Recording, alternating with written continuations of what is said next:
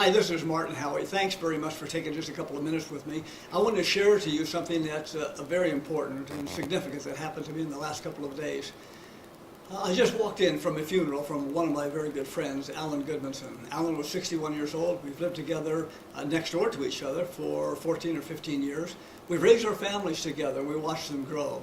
I watched Alan. He was a good model to me. He raised his kids right. He was a spiritual man, a faithful man, and he was a good dad and a good husband.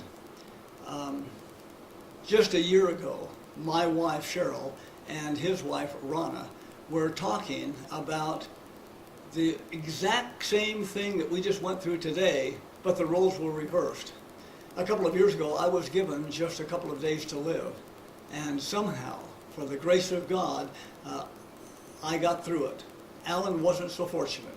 Alan contracted esophageal cancer. There was a tumor right where his esophagus meets his stomach, and Alan wasn't able to recover. It only took a few months, and Alan was gone.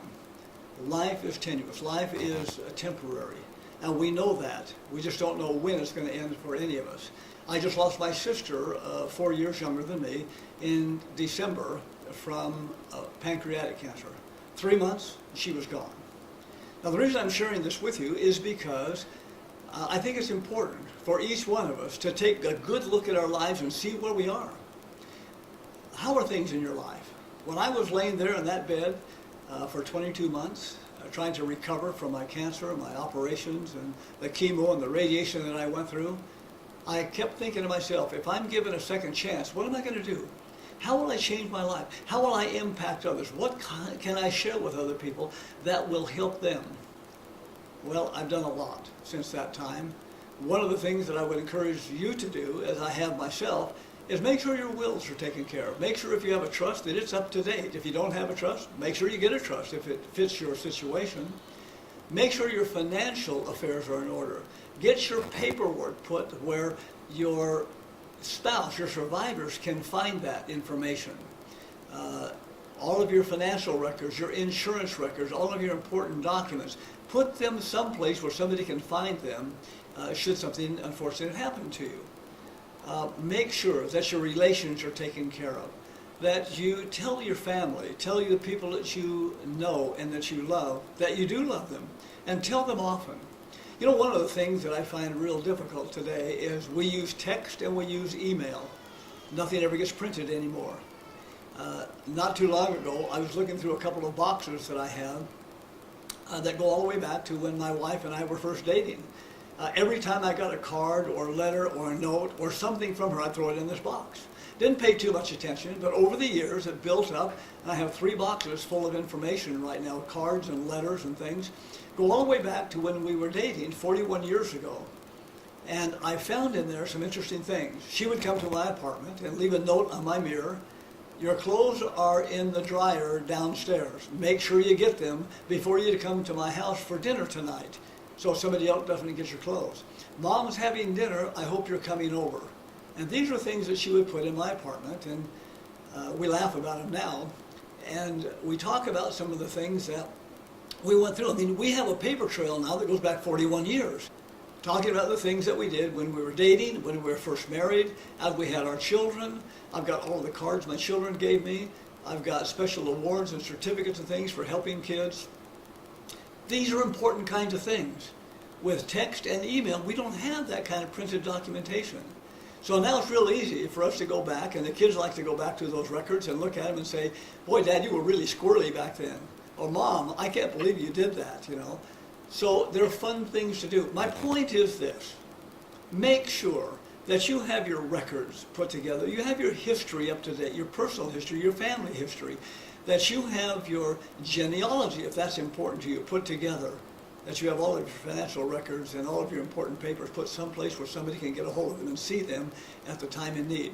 Now, one more thing. Make sure you have your financial situation taken care of. Nobody knows when their time is going to be up.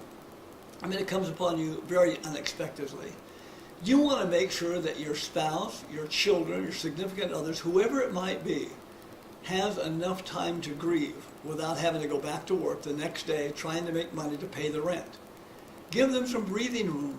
put some money aside to help take care of your funeral expenses and help take care of some of the things that they need to go through while they can take that time to grieve. Now, I don't want to sound spiritual about this, or I don't want to try to lecture or anything. It's just that coming from a point where I didn't know that I had any time left, just a couple of days left, I'm coming to you from a point of experience, letting you know that I've been there, and I do have some lingering cancer, and that this could come back in full force very, very quickly. Now, just a few months ago, we lost somebody, one of our neighbors. He was 32 years old, had 2 young children. He had the same kind of cancer that I did. He went into remission.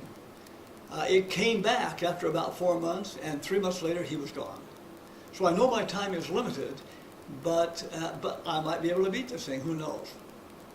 But my point is this: none of us know. So it's important to get yourself and your family taken care of while you can.